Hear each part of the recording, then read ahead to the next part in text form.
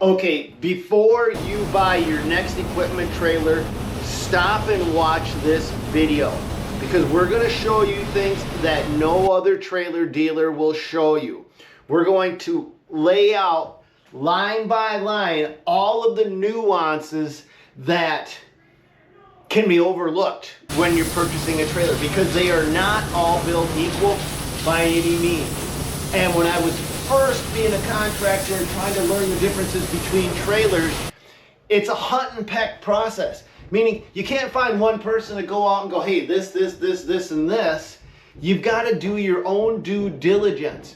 But today what we're going to do is we're going to lay out the bare bones normal trailer that you guys may or may not see and then show you all of the things that you should be looking for when you're buying your own trailer. So let's dive into today's video. Good morning, one and all. Tim and I are eyeballing up our new trailer. I didn't think you could get a better looking trailer than our last Rice trailer, but this thing is freaking gorgeous. How long is it, Timmy? I just kind of stepped it out, probably like 28 feet maybe. Take a tape measure too. But we aren't keeping this. We're getting this for one of you guys. This is going to be part of our giveaway trailer. This is not, we're down here to pick this up, but we're also here to cover a completely different trailer that we're going to show you in a minute. But we just pulled in. I haven't seen Josh. It's crazy. They got stuff going on all over the place. And when I seen it, you gotta stop. You gotta look at it.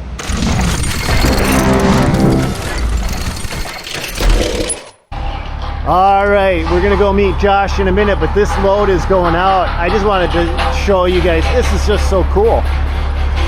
I just love stuff like this. I'm looking at these trailers, looking at all these colors. I think my testosterone level just jumped up 40 points just by being by this. All these cool trailers pulled by a cool truck on top of it. But look at the colors. We've got desert sand, red, black, army green, black, orange. I like that orange. Army green, desert sand, blue, yellow, red.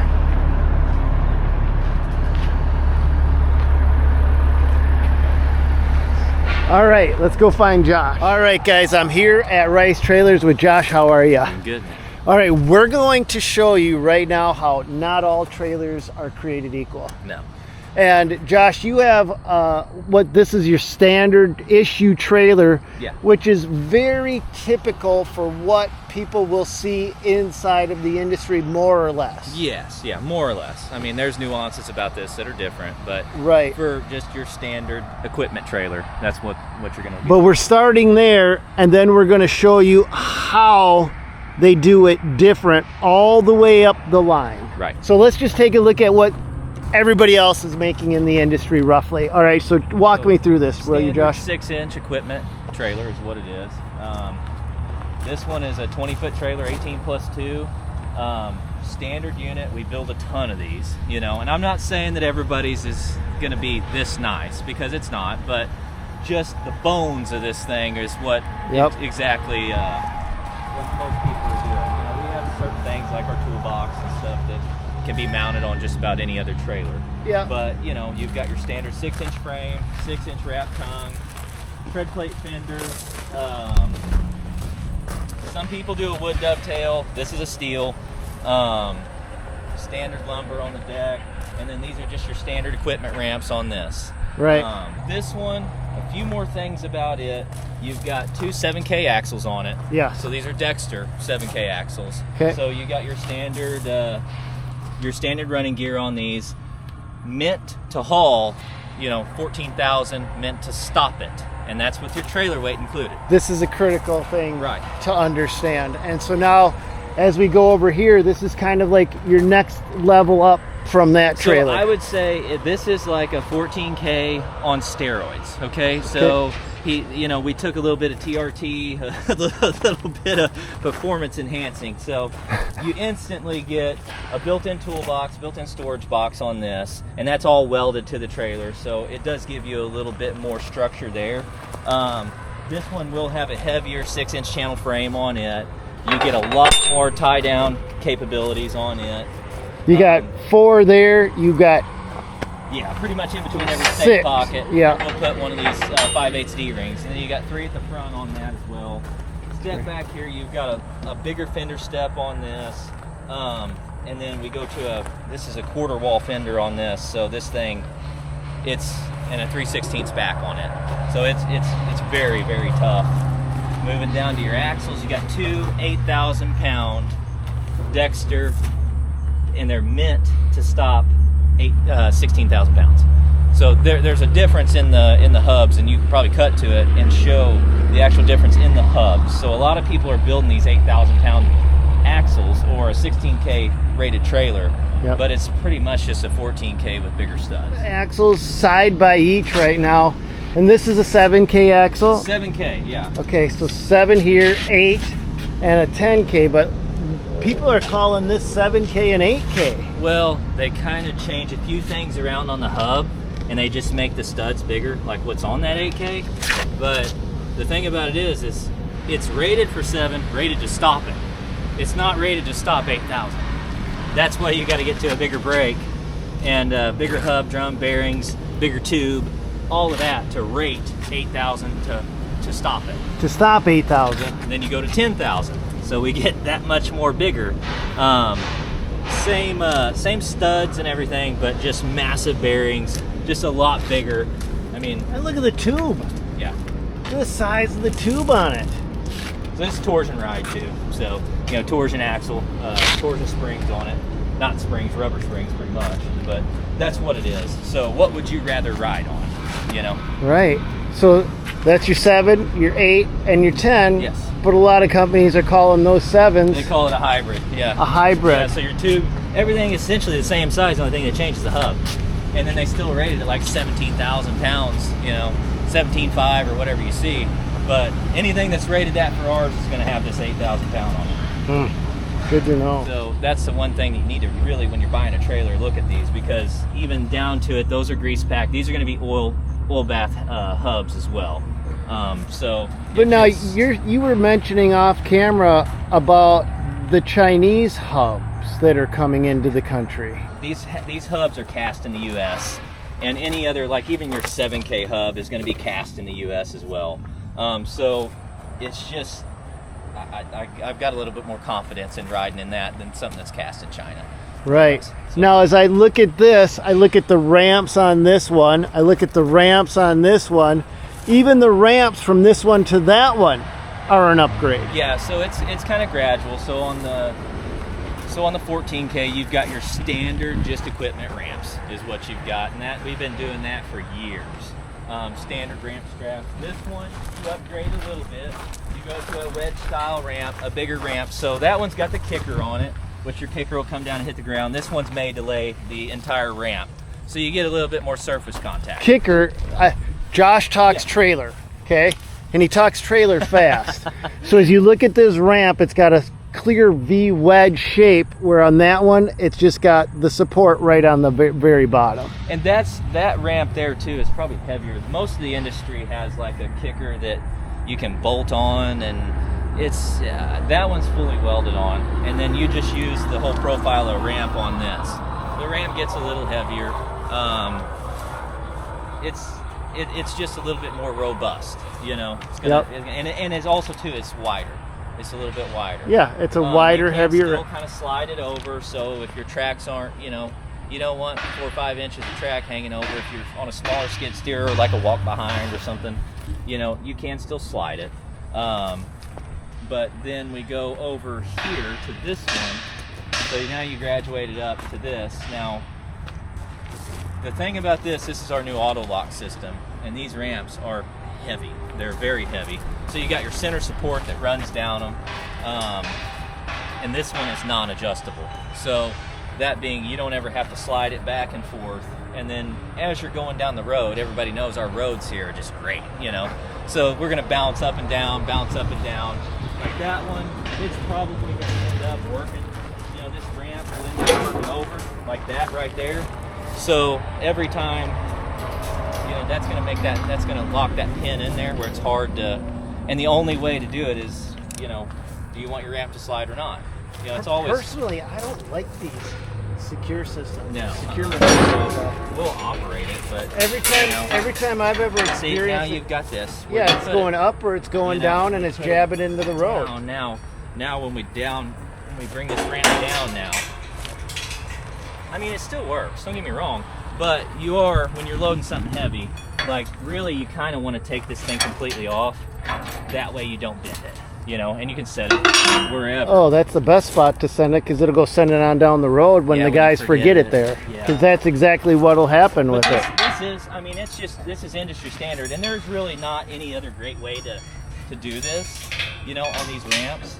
This is just kind of. Well, show me your new way. I want to see how the your new system goes operates in comparison to that one. I mean, we've used this forever, you know, and it's tried and true. But so this system here, you just pull it down, and then now you're down. So you can tell this is a heavier ramp too, because we got to put 2 springs on it. So that's what this thing's heavy. So even your cross members in it, we go to 3x2 angle on this, 3/16, and this is standard 3-inch channel. But then you've got this back here too. So you've got a 1/4-inch plate here, and this right here, it's gusseted on the side. So that it's just a heavier, more robust ramp. And then now you're not sitting there. One, you don't have to adjust it. There's no adjustment factor on it. So you can pretty much get just about anything. I think you got probably. Show me how you latch it though. So yeah. You're locked in place. That's it. That's it. Nothing else to do with it. If you want, and you're like, I don't know if I trust that, you just get your standard hitch pin and throw it through there. And then you've got a positive lock here, here, and there. Take it up and down. Actually, you know what? Timmy, will you take that up and down for me once? Guys, Tim and I just made the 20-hour trip, so we're both a little tired, but this is Tim's first time ever trying it.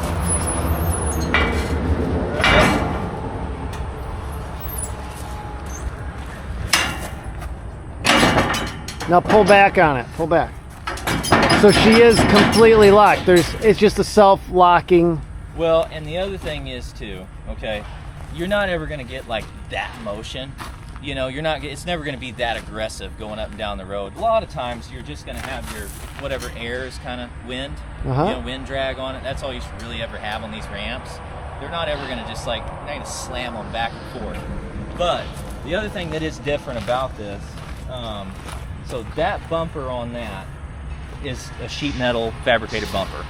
This, when you get this trailer, this upgrades to a tube bumper. So this goes all the way through too.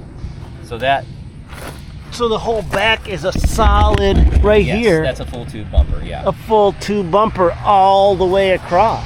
And what that helps with on that too, one, there's no torsion. I was just gonna say it's got to help with torsional stability. It does. I mean, your back, especially when you're loading and unloading heavy equipment, she's not going to be twisting and warping on you. No, and then also tube protection for your lights.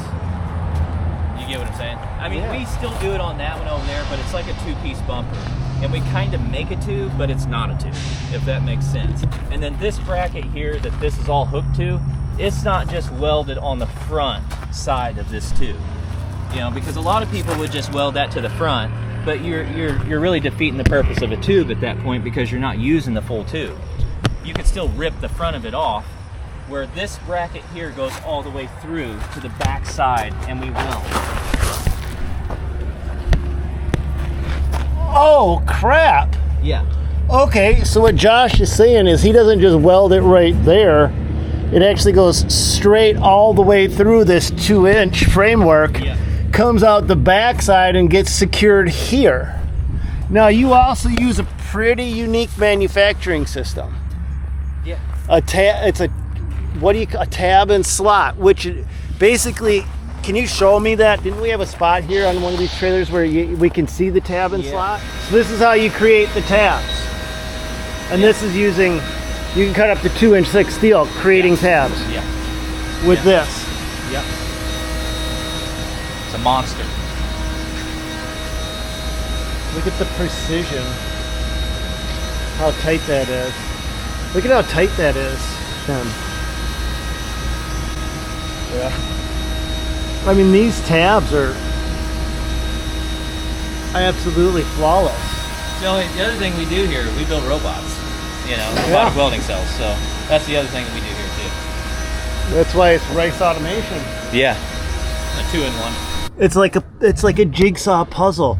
So this doesn't seem like it would be a big deal, but what this does is this ensures that trailer 101 is the same as trailer 1001. Yes. They have to all be manufactured to this very specific tolerance because the tab and slots won't line up if they're off by even a fraction of an inch. Right. So a guy can't have a bad Monday and give a person a crappy trailer because it just won't get built. It can't get built. No, it won't It's work. not feasible for it. So you are assuring that the quality that you want out on the road is the quality that every single customer gets, no matter what day of the week it was made and how good of a mood the guy that was making it was in that day. Yeah, correct. That makes sense to me. And luckily, though, too, with that being said, you know, we do have a really excellent crew. You know what I'm saying? We've got a really, really good crew, guys, here, and we really care about what we do, you know? So that's the big difference. Whether or not you have a 1 million square foot plan or not, it doesn't matter, because it all comes back to your employee base and what you got going on, and your inspection process, your product design. It all comes down to it. And like I said, there's even more things in this that you can't see. You know, there's a lot more things like in this tilt trailer that you can't see, like in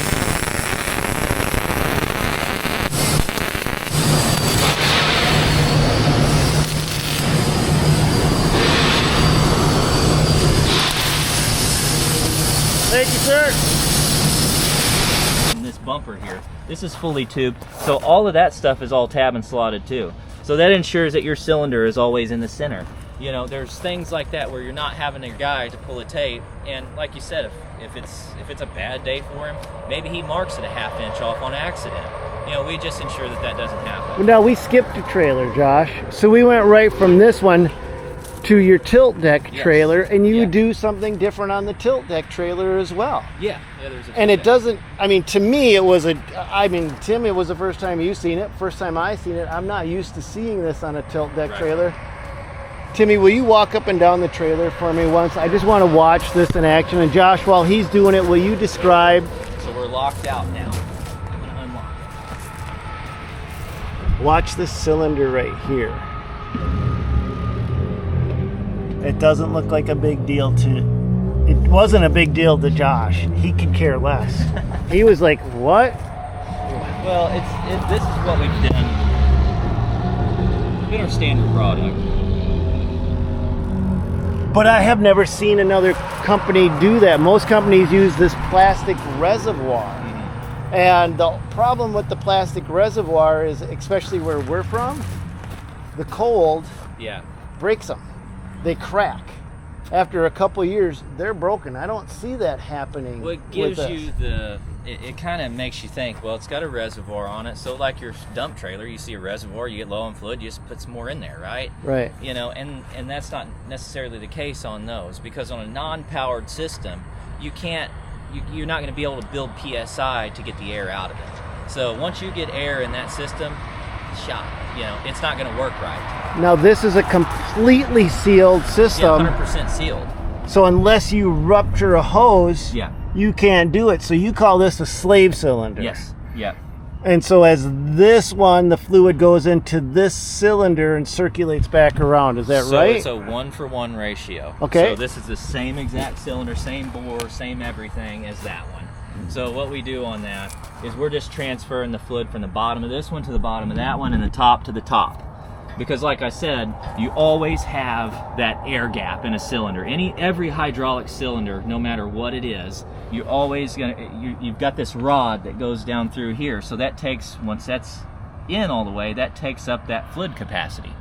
So like, say this 1-inch rod going in there, well, you got that 1 inch of space in there. When you pull it out, it can't transfer that fluid back because there's a 1-inch gap. And you have it designed so that as soon as the decking is down, the rod is in and protected, so you can't go down the road scarring up this cylinder. Yeah, and that's another deal with the tab and slot. We designed it so whenever that comes out, it only goes out so far. So you can see how it only comes out so far, and then it'll retract in. So That's the other thing. I know it didn't seem like a big thing to you, but to me, I was looking at it like that just makes sense. But it also looks like it would be different than what I've seen in other it's ones. Probably a little bit more robust of a system because you don't have a plastic reservoir. And the other thing about plastic reservoirs too is that you got the cap on the top, so you're always sloshing fluid around. So you're always like probably 9 times out of 10 you're going to see that, and it's going to have fluid out here. Like you're going to see the old hydraulic fluid with the dust on it. You know, another thing I've noticed too is that after a while they start to get sloppy. Yeah. Right? Yeah. And so then your tilt deck trailer, which you really want for a zero gravity edge, Yeah. is no longer a zero gravity edge, because as soon as you get something long up on the front of it, even when you're locked out, the back end is still got this jiggle in it. Mm-hmm. And now if you have something that like a scissor lift, Yeah. you may not be able to climb that when that back end pops up. It's even to the fact too though that like the scissors, most of your scissors are not gonna, so our tilt point is right here. So, and that's another thing we should probably touch on too, is the actual hinges on this. Okay. So this, we don't, like a lot of people will either run like a rod through this and they're tilting the whole thing on a single rod. So we use a greasable true hinge. So this hinge right here that's on this is what you're gonna see in about 99% of the dump trailers that are manufactured, 14,000 pound dump trailers. Now, as we look right here, to me, this is the Cadillac. This is the echelon of equipment trailers. I mean, that's what I say. This is a beaut, Clark. It's a beaut. it's a beauty. This trailer for an equipment trailer, 2 10,000 pound axles that are true 10,000 pound axles, meaning that all of the components are designed to haul 10,000 each and stop, okay? From a 7K to a 10K, there's such a massive. And what we like to do is get the biggest, baddest, best, and then downrate it so we don't need a Class A license to haul it. Right, yeah. Now this one also has, I call it a torsion tube in the center. Is that the torque tube, torque tube? That's what we, it's called, a lot of people call it a lot of different things, but essentially it's a torque tube that runs from the front of the trailer all the way to the back, and we're welded all the way around on every single cross member. So what that does, we compartmentalize that thing. So we're not just welding at the front and the back, and you got a tube that's sitting there flopping. That's not going to do you too much good because you're just relying on your end welds to keep that from twisting. So we sit here and we go down every cross member. Let's go under now. Maybe you guys have seen this before because this is the trailer that we bought from Josh last year. And when we're doing this as a giveaway, we wanted to get you guys the best of the best. So this is this torque tube that he's referring to that runs down the entire length of the trailer. And as you look, every single cross member is got a weld on it, on both sides. You can see it right there, as well as right there. And your cross members too on this stand, they're a lot bigger. So a lot of people are using a standard like 3-inch cross member. Yeah. So this thing's 6 inches tall. Now you were telling me about the suspension on this, Josh. What were you telling me about it? So you've got, these are torsion axles. So it's a rubber ride. Like on these, let's say they offer these in 10K, but see, you've got these springs are going to have bushings in them. You've got bushings. You've got all of this wear point. This is all going to always sit in there, be jiggling and working, right? Yeah. With this, you have none of that. So you're pretty much maintenance free on your suspension. If you're a contractor and you're using these things every single day, overkill it, and you won't ever have to buy another trailer. Yeah. Josh does build some stuff that's overkill. We were having that conversation off camera. We were talking about innovation and lightening these trailers up. Yeah. But a lot of times when you lighten the trailers up, you don't compromise the strength immediately. You compromise the strength long term. Yeah. Because those lightened components, even though you may have a certain fold in it or you may have something overlap this way or that way, it's still less material. I'm old school. I want more metal in my trailer. Even if my payload is a little less, I don't care, because if I'm going to spend a lot of money on a trailer, I want a trailer that I spend it on once in 10 years and not once every 3 years. Yeah. I mean, and like we were talking off camera, it's like, what do you do when you fix something? You know, when a trailer breaks, what do? Well, you put more metal in it. You That's slap what you metal. do. You slap metal at it, that's man. what we kind of try to do. I hear all these people like strength to weight ratio and all of this, and I'm sitting there thinking, well, you know, I'm not gonna do that. Like as cool as it sounds and as cool as it is, I'm just old school in that fashion. I've been doing this, you know, all my adult life, you know, and I may look young, but man, I've been around the block on this, and I've seen a lot of different things. So nothing beats metal, you know, nothing beats it. All right, and so now this is your standard issue dump trailer with only one upgrade. One upgrade. And that is the Dexter Power jack in the front. But everything on this trailer has got the, you say it, Josh, you tell me. Right. So this is all tubular construction. Yep. So when we talk about that, when you introduce tube, it's just like that pipe that's in that torque tube that keeps it from torquing. And that's essentially what this whole trailer does. And when you build it out of tube, you take a lot of the flex out of it. And that's the killer to dump trailers, is really the flex. And Yes. there's a few things on it, you know, that we can get into, like this bed frame. Like most of your I-beam frames, and I'm not going to say that they're bad trailers. I don't think, but I just want this because I've got tube here, and then my main frame's going to come down and sit on top of tube. Okay, so we're stacked there. On your I-beam, you've got your I-beam, and this bed frame is going to sit on the inside of that, and then your bed comes over. It's bent over and up. So you really have nothing on the side of that trailer. So if you open the doors up on a lot of those trailers, really the only holding point is that back and the front. Yep. There's nothing in the center that's actually going to keep that trailer. So if you bump it with a skid steer or you rake it over the side with a skid loader, it's gonna. Let's look at what he's talking about. A roofing company happened to have one of the competitors' trailers here. You want to buy it? You want to sell it? I'm just looking at how they got it secured to the bottom. You like the trailer? Yeah, good. And that's where this. You can grab the sidewalls on some of my dump trailers, and you can you'll shake them. You can shake them. Yeah, you'll earthquake them. So these right here, you're not going to do that to, because this is all welded to a tubular frame. You've got that, and then it's welded, and we've got a 3x3 tube on the top. So this thing is about as stout as you can get it. You can bump it, you can do anything. You can take this off on the back, and you can shake the side. I mean, you're just not going to get anything out of this trailer. It's just stout.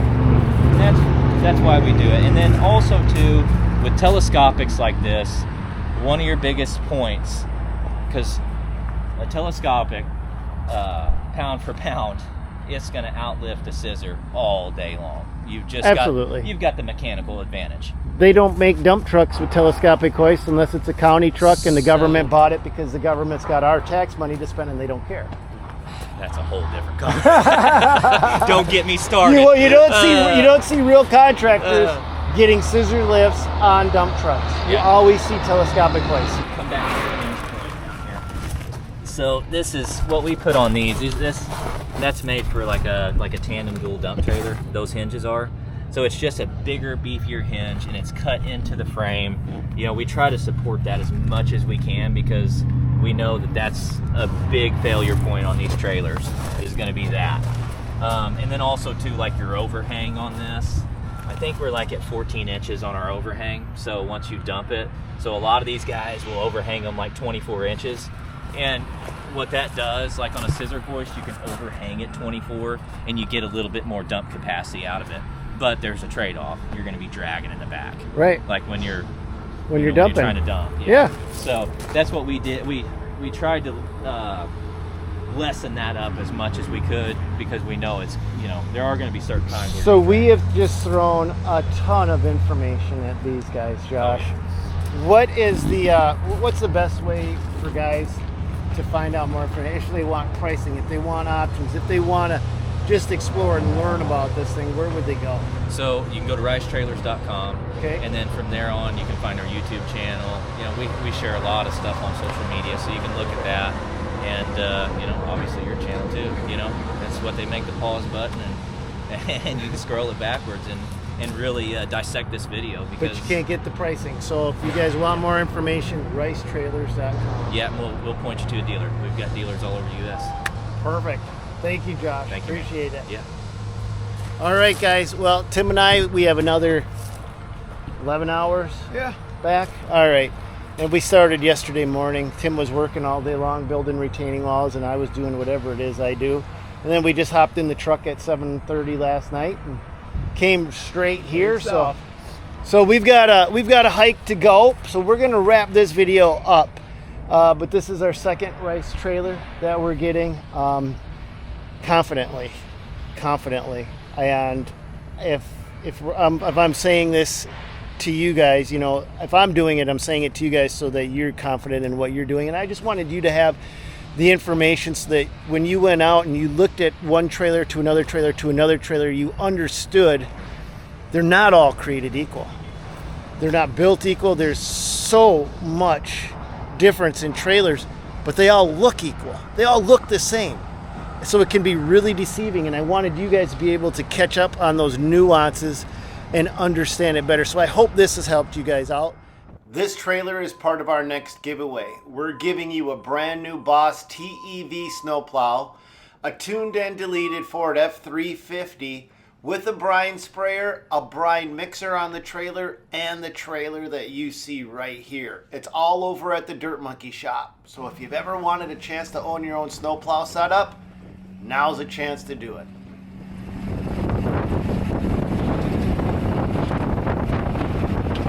But that's all I got for you on this one. God bless, and go get them, guys. We'll see you on another one. And guys, here's just some bonus footage of a tour of Josh's shop. He builds trailers and he also builds robots. But let's just go for a tour. I'm not going to edit this. You're just going to see raw footage.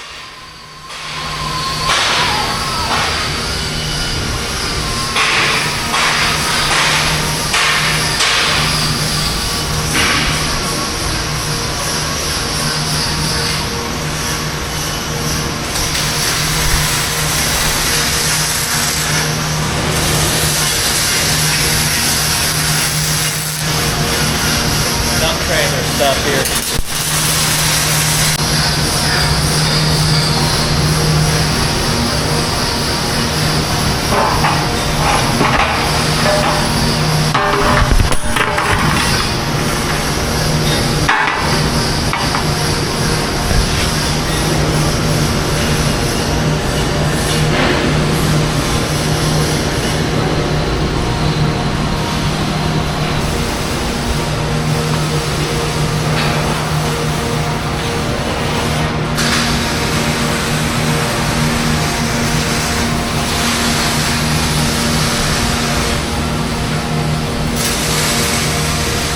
This is a tubular frame you're talking about for the dump trailers? One of the uprights on it. Can I walk through there?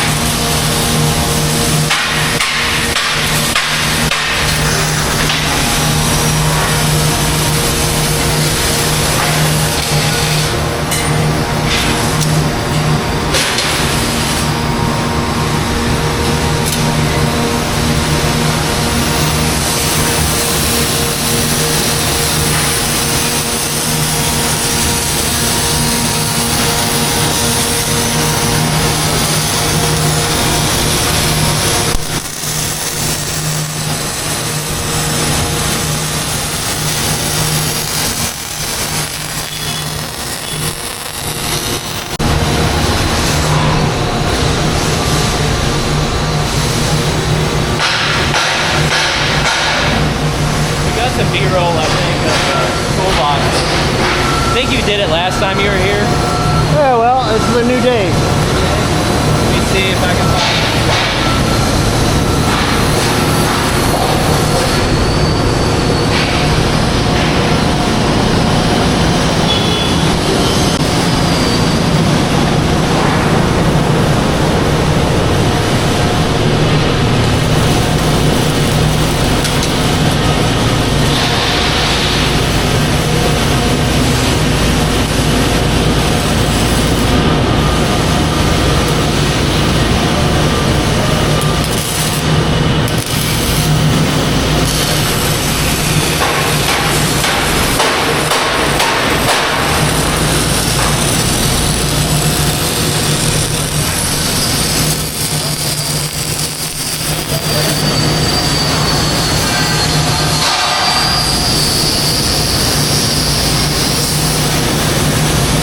weld you want.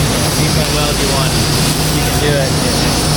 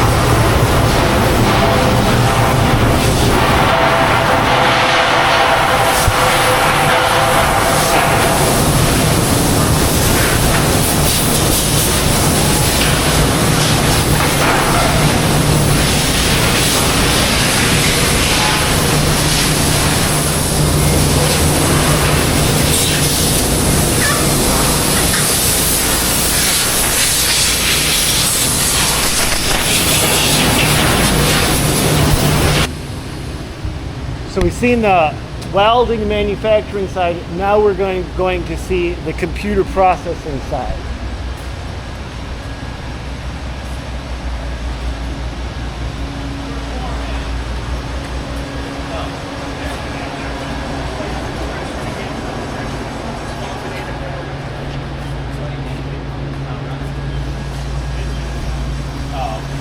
So now, Josh, you say this is probably one of the largest ones in the United States?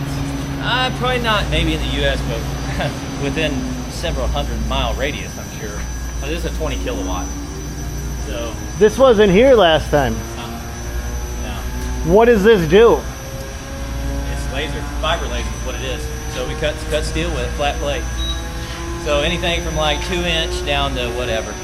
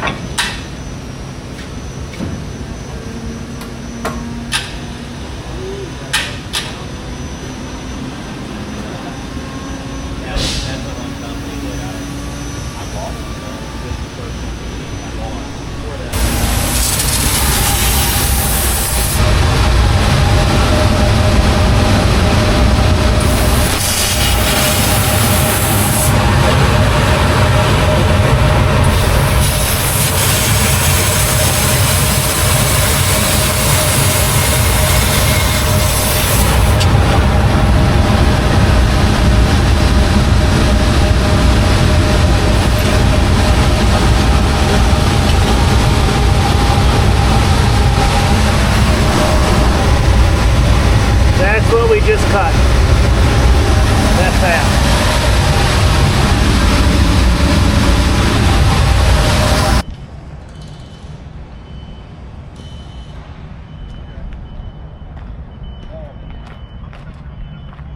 Yeah. Hey Tim, step to the other side, will ya? I'm trying to get on the side you're not.